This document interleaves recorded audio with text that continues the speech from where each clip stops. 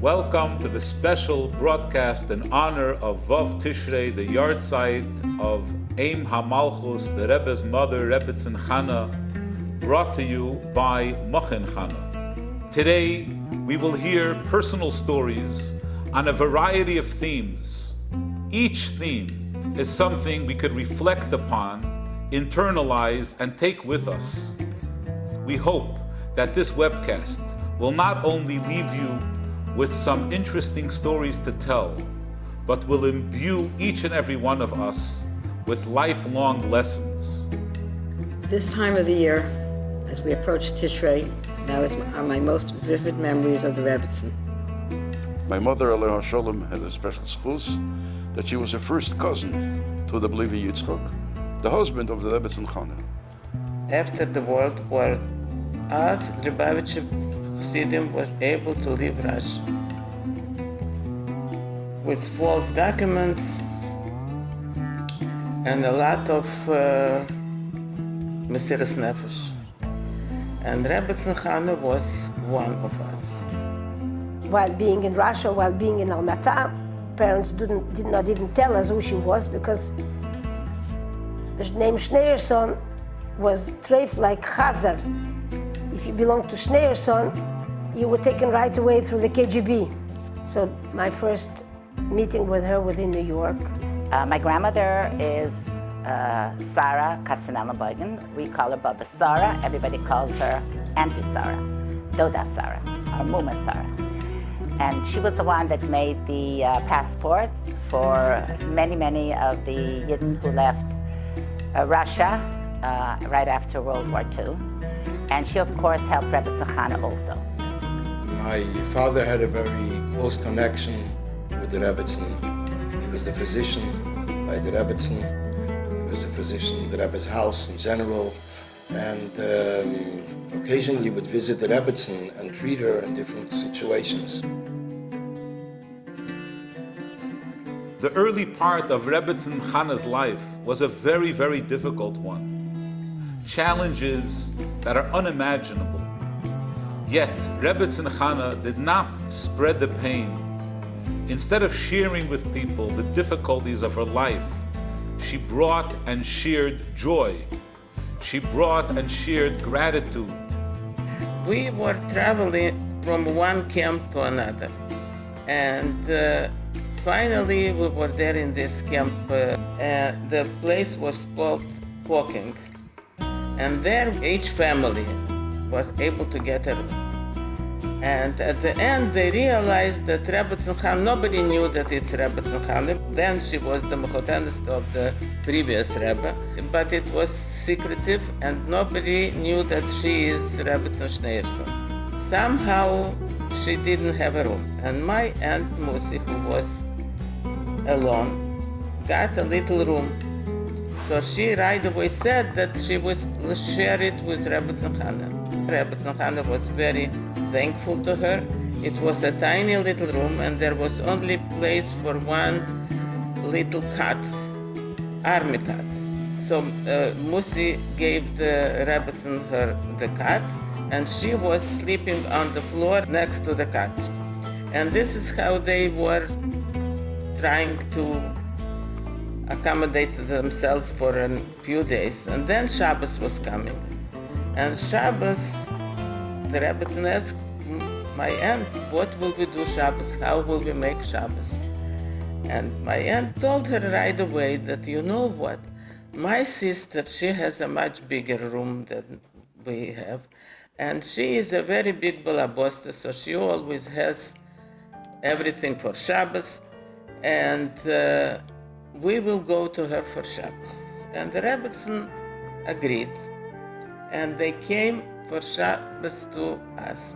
We children were told that a very nice person comes to us for Shabbos and we have to be very well behaved and to greet the Rebbitzen. The Rebbitzen came, they walked into the house, and right away the whole house became different. It was Shabbosdik. It was very special. And the Rebbitzen had such a nice smile, and she was very nice to us children. She noticed us and she spoke to us, and we were a little shy because those years children weren't supposed to be very outgoing. But the Rebbitzen was encouraging us that we should answer her all her questions what she was asking us, and she was very happy to be by us, and she was talking to my parents, especially to my father, and was telling him a lot of stories from her illustrious husband, and many stories from her father and from the years before when she was a young person. And she was in a very nice mood, like she wasn't talking about difficult times. When you read Rabbitzen's memoirs, you can figure that this was the person who was coming then out and was so nice and relaxed and speaking to us. When my father used to come in to her, when Levik was not here anymore, my father sang very, very well and was a very good Baltfila. So she used to tell him, Baruch, Zoganigen, nicht Zinganigen, but the Chassidim say Zoganigen. Rebbitzen was a very caring person. When I came to New York, I didn't have the schus to sleep by her because the woman who took over refused to leave. She never took a day off. She loved the Rebbe, she loved the Rebbitzen, and she would not take a day off. So the only time I met the Rebbitzen is when she stood on President and Kingston Avenue. She would take a little walk and she'd stand there and she would greet everybody.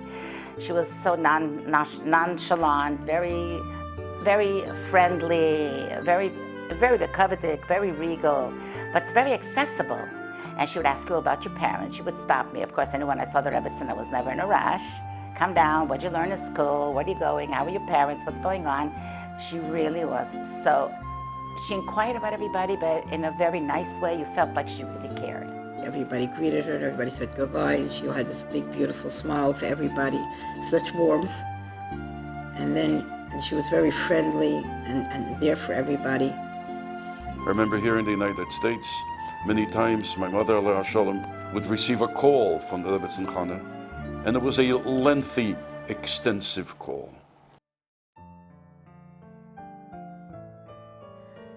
The Rebbitzen came to the United States, and there it was a different story. This wasn't the Rebbitzen that shared a room with my aunt and that came to us for Shabbos. This was the Rebbe's mother, and she was the queen, and she was a very, very special, elegant, intelligent lady, and she was very nice to all of us. Was very happy to host us. We should come and visit her, and this is what we did. We came to New York to the Rebbe, and we asked the Rebbitzen Chana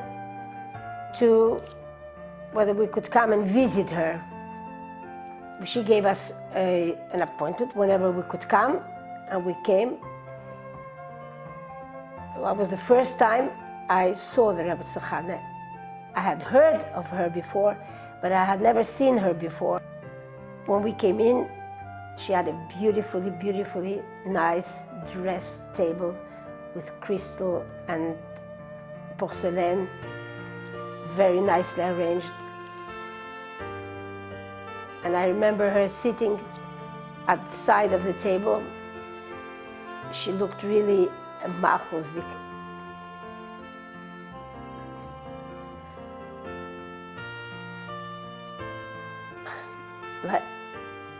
Like a queen, the way she spoke, the way she asked everything about our job, about the child. And she took him in her hands like a real Bobby. She looked at him and smiled at him.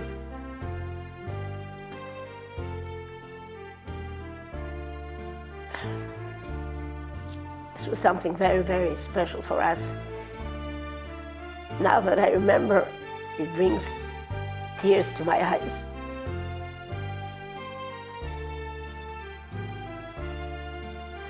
The Rebbitzen had a chair, a red chair, a velvet chair, the same as the Rebbe had downstairs, we had upstairs. We had, just like Chassidim have a Rebbe, we also at that time, when I was a child, we had a Rebbitzen. And we always waited for the Rebbitzen. We were davening, the Rebbitzen arrived, and she took her place, everything stopped. And of course we let the Rebbitzen into her place, everybody got up, and we had we were very much brought up with the concept of Malchus and of kingdom. I had a special schus that my grandmother, Rebbitzen Leah Karasik Allah Shalom, used to pick up the Rebbitzen sometimes and used to drop the Rebbitzen. My mother, Rebbitzen Chana Schneerson, and my aunt Rivka Chitrik used to go with my grandmother, and we used to bring the Rebbitzen home, and I was walking right behind them. And these were very fond memories. My sister Tvanya, she came into the Rebbitzen once and she saw dishes in the dish rack, so she grabbed the towel to dry them. And the Rebbitzen says, what dishes? Do you know what dishes you're drying? And she said, yes, they look like they're fleishike dishes. The Rebbitzen said, yes, but what towel do you have here? And she says, I took a towel. She says, what color is your towel? And she said, my towel is blue. The Rebbitzen said, it's accepted amongst Jewish women that blue is for milchiks and red is for fleishiks. So when you go to different homes, you don't make any mistakes and you can keep kosher.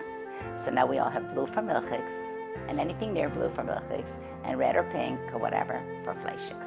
When my oldest son was born, Levi Yitzchak, unique. There are many ways in which we see that the Rebbe put the lives of the Hasidim first.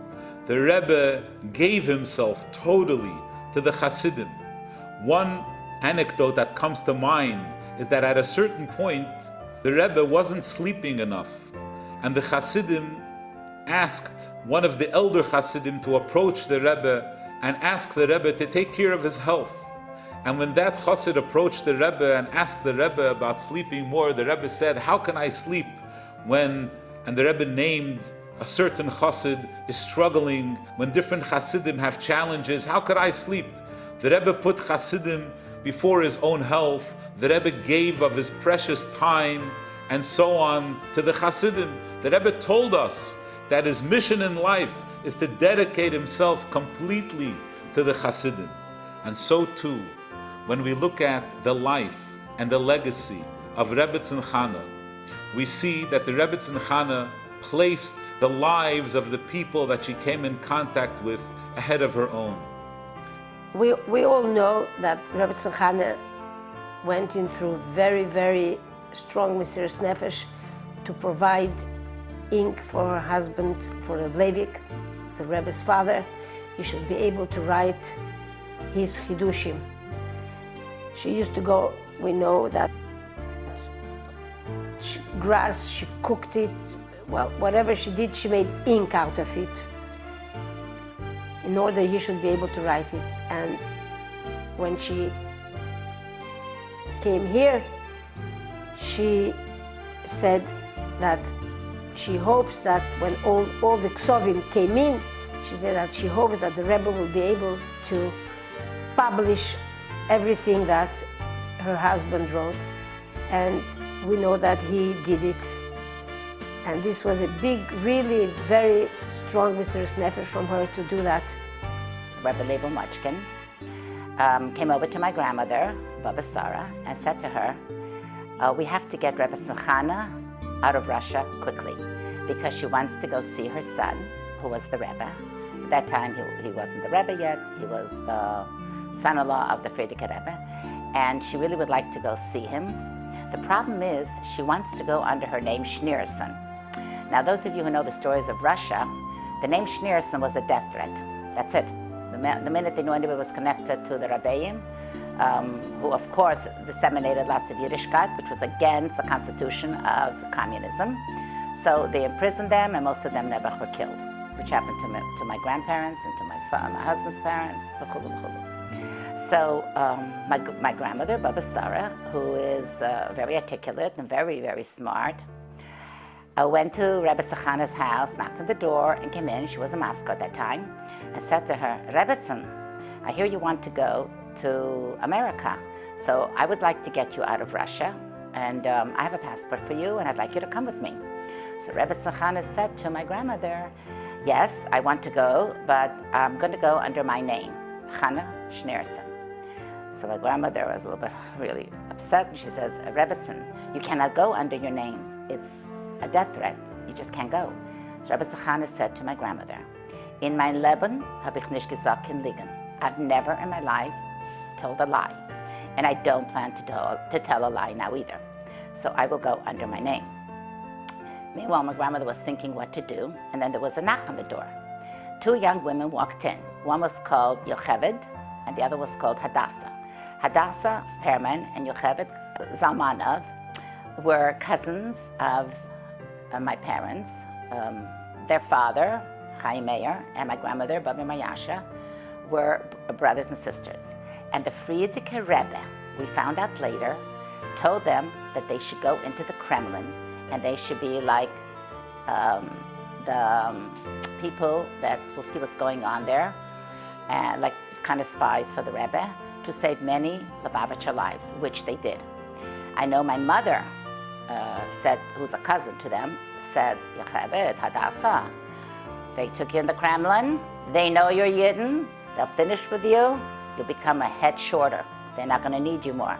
What are you doing in the Kremlin? Why are you working for them? But they didn't tell us. We found out this later, that the Frierdiker Rebbe had actually told them to infiltrate the Kremlin.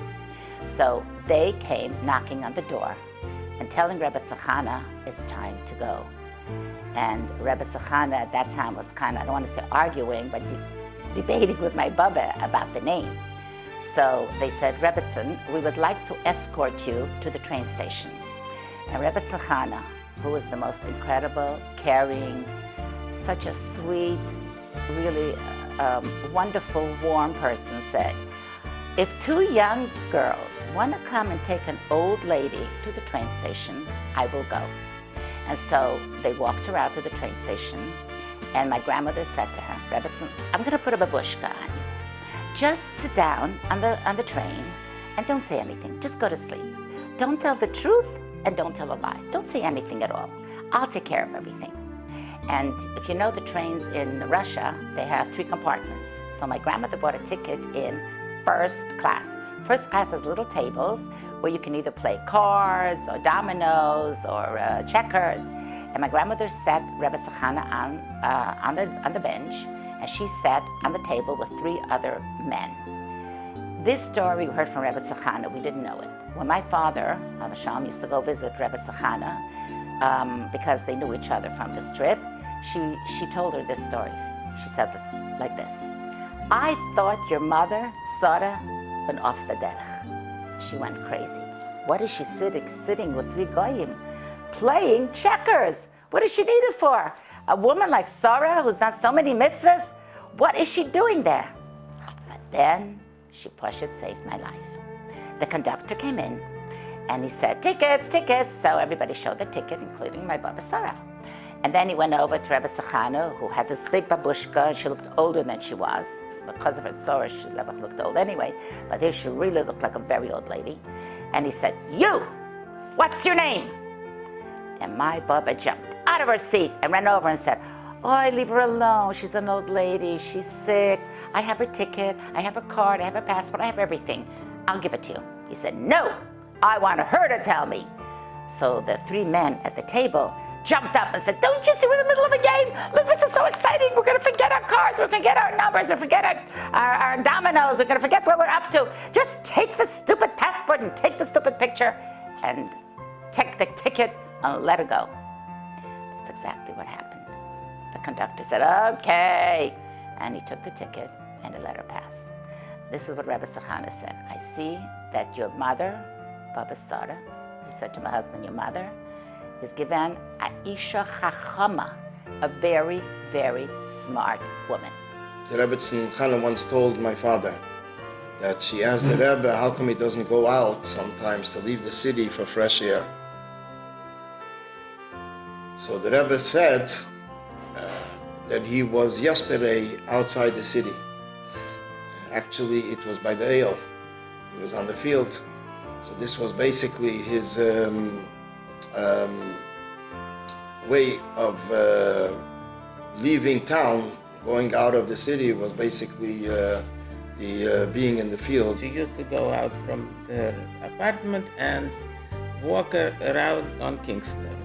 And I was passing by, and I stopped and talked to the Rebbitzen, and the Rebbitzen looked across the Kingston Avenue, and there was young people passing by, and the Rebbitzen said, with so much love, the Rebbitzen said, "Sie seien glücklich, dem Sohn sporlich." That she called us dem Sohn sporlich. We are her son's couples. So that she was very proud and happy, and she considered us her children. I remember, together with many children in Crown Heights, when the Rebbitzen Chana would come to daven in 770 on Yom Tov, then when she would leave from Ezras Noshim, she would go into the Rebbe's room, and then the Rebbe would walk out with her.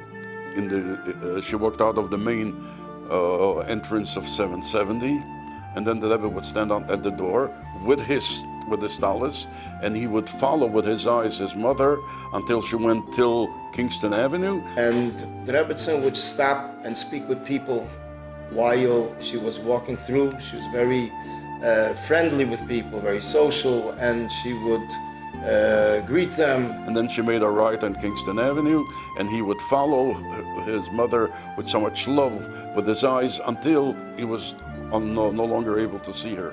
And what it showed all the children was the tremendous kibbud aim that the Rebbe gave his mother. She told us that the Rebbe comes every single day. We all know his kibbud aim. He comes every single day to visit her. Between a few minutes, between all his hard work that he was dealing with.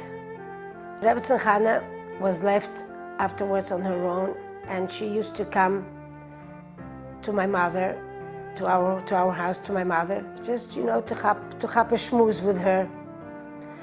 And once she heard my father, Baruch Shifrin, singing a nigun, she said, "Oh, what a beautiful song, mit Herz. I wish my husband, Olav Sholem, would be able to hear it." She was talking about the Rebbe and the nachas that she have and all those Verbringen and everything. I remember many times the Rebbitzen would say with a smile, "Ich bin nicht nur a bas Talmid Chochem, ich bin nech a neishes chovel." I'm not only the daughter of a Talmid Chochem, I'm the wife of a Talmid Chochem. But she said it in the Talmudic terminology. Ich bin nicht nur a bas Talmid Chochem, ich bin eich a neishes chovel. Mrs. Edith Block would walk her into shul, how everybody would turn around, and the Rebbitzen would walk into shul, and the first thing she would do is she would look down at the Rebbe, and then she would turn around with a huge smile, ear to ear, shepping really nachas of her son, the Rebbe. We are just so fortunate to have such an incredible Rebbitzen who gave us such a Rebbe that, I don't know, he was just one of a kind. I've never known any other Rebbes, and I don't think I'll ever know anybody like our Rebbe. And she definitely deserved the Rebbe, and the Rebbe definitely deserved the Rebbitzen. Mitzvah Shabbos, after Havdalah, she would put on all the lights in the house. He didn't hear any explanation for it, but basically it was, as far as we can understand, it was to begin the house and the week on a positive note, in a positive manner, Yehudim Haisa Eira, as we say it in the Havdalah. My parents had at that time 3 children. I was the baby, I was 8 months old. And my grandmother found a passport. Now here's what happened. Because of the war, Russia and Poland made a pact that all the Russian people can go back to Russia and all the Polish people who were in Russia can go back to Poland. Now, because they bombed so many cities in Poland, they didn't have any way to verify if the passports were right. So people who had passports of their families, They would take the passport and they would sell them. And my grandmother, Baba Sora, would buy them. And she bought a passport that said, a grandmother, a father, a mother, and 6 children. So the grandmother was Rebbitzen Chana. The father and mother were my parents, and the 6 children, there were 3 of us. The other 3 they took out of an orphanage. My grandmother Sarah paid a lot of money to get them out of the orphanage. It was 1 girl and 2 boys, and they were attached as our parents' children. So here's my father, mother, 6 children, and Rebbitzen Chana is the grandmother going all out of Russia to Peking. Now, my Baba Sarah said to my father, "Sie ist a chosheve Frau," which means she's a very important lady. Treat her the way you would treat somebody very important. They didn't know that the Rebbe would become Rebbe, but they did know that the Rebbe was the son-in-law of the Frierdiker Rebbe. And so they had 1 pillow and 1 blanket, because you could not schlep anything when you ran away. And they gave the pillow and the blanket to Rebbitzen Chana. My mother remembers that she was a very kind woman. She tried very hard to stay out of the way, but it was very freezing. It wasn't a first-class car. It was a cattle car, and it was very, very cold. But they did take care of the Rebbitzen as much as they could. And when they arrived in Peking, they came into what's called a barracks, where the soldiers would stay. And Rebbitzen Chana was given a barrack, and Musin Yumotin was asked to take care of her. She never had lost her family. And so she took care of the Rebbitzen, but my father would go every single day. He would chop wood to warm up the barrack. I remember I was a child in Paris, and the Rebbitzen Chana stayed in our house in 1947. And there was a room that she had for 3 months. The Rebbe would visit the Rebbitzen Chana twice every single day in our apartment. And many times my mother, Allah Shalom, would give him a glass of tea and sometimes cake in our dining room. And that room, for the balance of the 7 years that we were in Paris, was called the Rebbitzen Chana's Zimmer, the Rebbitzen Chana's room. Every time we walked in, we were given the greatest covet, as if we were adults, as if we were very special people, we were mere children. So the memory of her just being so friendly and caring and thinking that I was important really left a very, very great impression on me. Another time, a sister was sitting in the house, and she was just sitting on a chair. And the Rebbitzen said, "Look behind you." And she turned around, there was a picture of the Rebbe. And she said, "It's not bekovedik, it's not respectful that you should sit with your back to a Rebbe." So we try very hard, wherever we are in the house, that the pictures of the Rebbe is in a way where we don't have to sit with our back to the Rebbe. Even when I go to the oil, I make sure that I do not sit with my back to the Rebbe, not by the video and not by the picture. I remember hearing later that when he was sitting Shiva, after his brother, and he didn't want his mother to know, he had his sneakers, those years, sneakers were only white, and his mother would notice that he wasn't wearing his regular shoes. He had them painted black, so that she wouldn't, when he went to visit her, he left Shiva house, and he went there to visit his mother, so she would never find out that his brother passed away.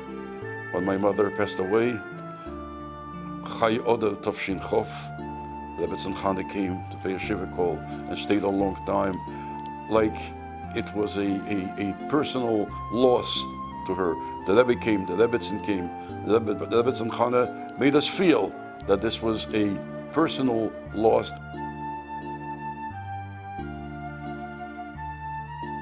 I got married in France, and to my wedding, I received, at my great surprise to our wedding, I received a telegram from Rebbitzen Chana wishing us a Mazel Tov for the wedding. Mrs. Tildashevsky was one of her shoppers. She used to buy things for her very often. And because it wasn't so easy like now that you could buy everything on the line. So you had to go and buy things, and the Rebbitzen liked certain things, and then we would bring it, and then we had to change it or whatever.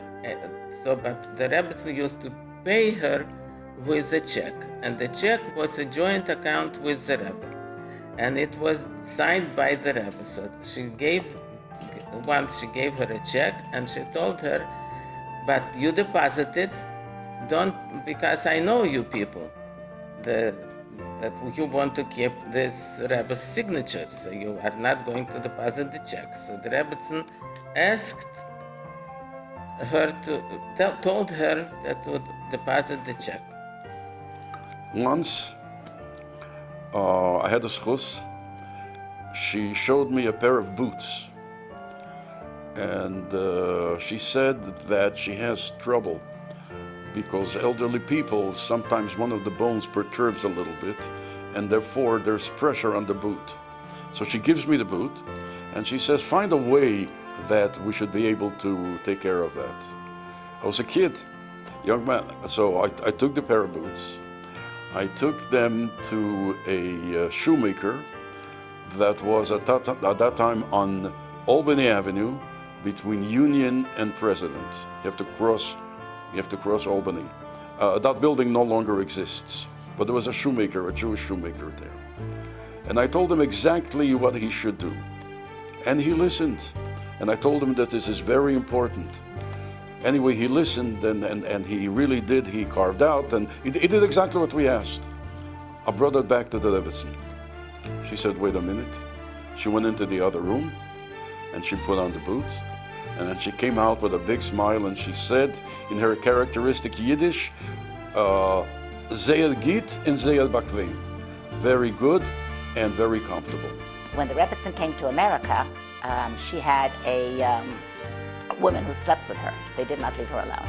And whenever the woman took off or went on vacation or went to her children, people would sleep there. So my sisters had the schus to be there. My older sister, Esther Alper, Novashal, she was there as a single girl. And at that time, the Rebbe was the Rebbe.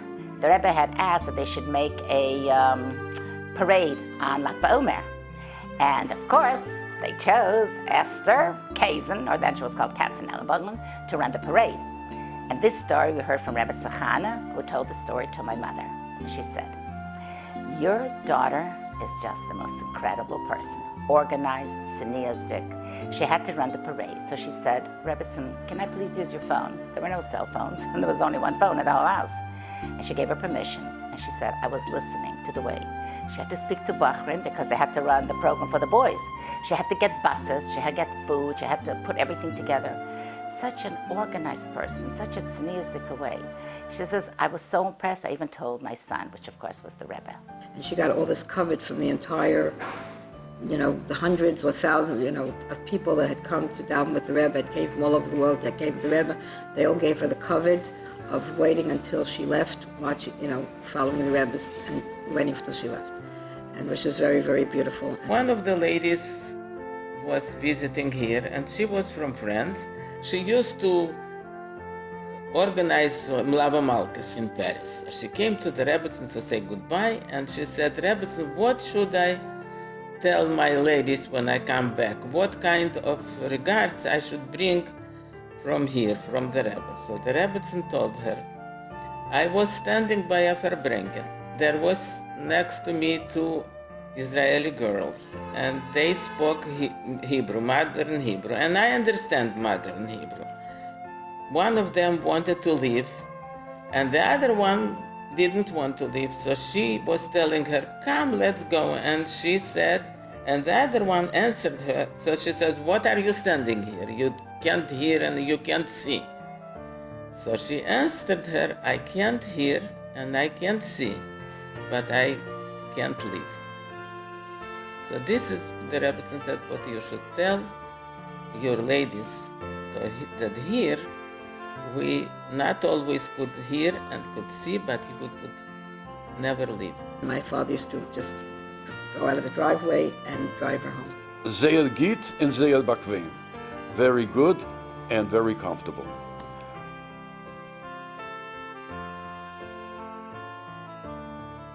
It is an honor to be part of this webcast brought to you by Machon Chana, the Mossad that carries Rebbitzen Chana's name. The Rebbe once expressed that if someone accuses me of being partial about Machon Chana, they should know that indeed it is true because it is on my mother's name. The Rebbe visited Machon Chana. The Rebbe treated Machon Chana as more than just a Mossad, but as something personal. As a Mossad that was a personal tribute to the Rebbe's mother. The Rebbe sent his own Sfarim to be held in Machon Chana, and the Rebbe's overall care and concern for the livelihood, for the hatzlacha, for the success of the learning and the midas tovos of the students is something that the Rebbe took personal care in and saw this as a tribute to his mother. Machon Chana has a schus. I don't know if it was the first Meisid named after the Rebbitzen. I don't think it was, but it was the one in New York and the one that the Rebbe chose to name after his mother and to be her legacy. We know that Rebbitzen Chana was into Bali Tshuva, and she used to do an awful lot in the Inyan of Tshuva, and the yard site was Rebbetzin Tshuva. It was the Rebbe's 70th birthday, and the Rebbe announced Yud Aleph Nissen. He would like, as a birthday present, he would like 70 meisters to be created, and that would be his gift. I say sitting by the Farbrengen, I decided that I'm going to ask the Rebbe, even though I was a little embarrassed at the time, I'm going to write a letter to the Rebbe and ask whether or not a meisid for women coming back to Tshuva, wanting to learn later in their life, who didn't have a chance to learn when they were younger, would be an appropriate meisid to be one of these 70 meisters. I had at that time been teaching for half a year in my house a group of women who were just amazingly going from one end to the other. They hadn't been keeping anything, and all of a sudden, slowly they became Bali Tshuva, and I just noticed the great need and the thirst they had for chassidus and whenever they learned halacha, immediately to think for women. Women were thirsty. They were coming to Crown Heights. Some of them were coming from India. Some of them were hitchhiking around the United States. They were looking for some kind of guru, some kind of answer, and some kind of truth. They wanted to see what the chassidim were like. There was a great need at this time for this education. I wrote the Rebbe. It took a while for me to put the letter together, and the Rebbe's answer was an amazing answer that I got early in the summer. The answer was, Meisid ke'ein zeh, achrayusai v'ulai gam chashivusai yesh ratzon asher lebanim. That the responsibility and perhaps the importance of a meisid like this was even greater than that for men. And the Rebbe at that point started giving the first haras, and over the years the Rebbe gave many, many haras of how he wanted this meisid to be run. And at that point what he said was we should check chavrusas heitev, who's going to sleep with who's going to learn with who, which homes people are going to. And it's a cloud for meisters, the importance of the Nahalim to really check what's going on and be responsible for all the people that, part of the chinuch was who they would meet, who the interactions were with. We started the meisid, and we asked the Rebbe whether or not we could have the schus of calling the meisid after the Rebbe's mother. There was no meisid in Crown Heights after Rebbitzen Chana, even though it was so many years since then. And the Rebbe's answer was to wait a little bit until it's established.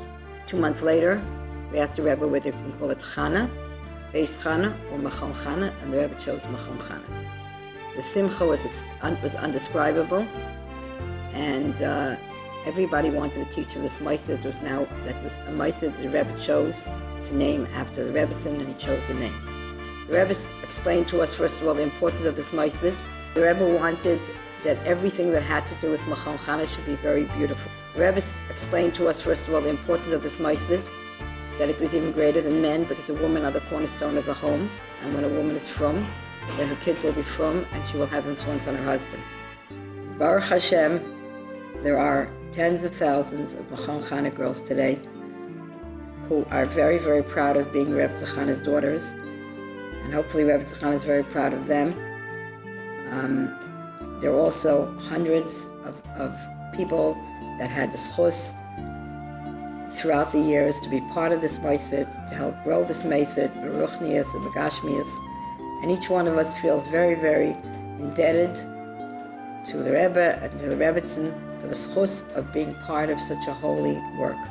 Machon Chana was the first Baal Tshuva in Chabad, the Baal Tshuva Yeshiva in Chabad.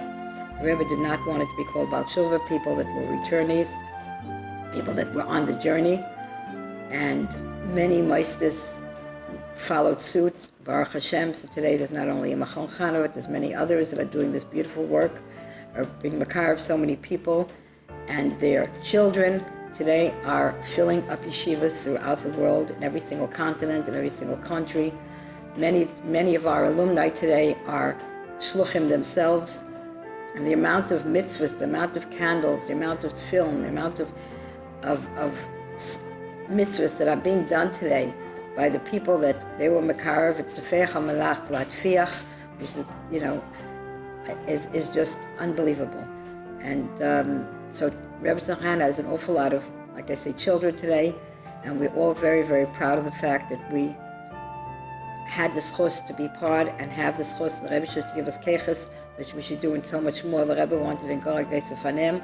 The Rebbe saw Machon Chana to be a meister that needed to be like the Harvard of the Jewish world, the place for everything Jewish, for every single Jewish woman. And in Mirz Hashem, it should be occurring very, very soon. The scholars of the Rebbe. It is our hope that you will be able to take some of the messages of today's webcast, internalize them in your own life, instill some of those values, some of the gratitude, some of the respect, some of the simcha that Rebbitzen Chana personified, and you share that with your environment. And may our increased avodas Hashem, may our increased acts of goodness and kindness in the lashon of the Rebbe illuminate the world and help bring about the revelation of his Galus Melech HaMashiach immediately now. Amen.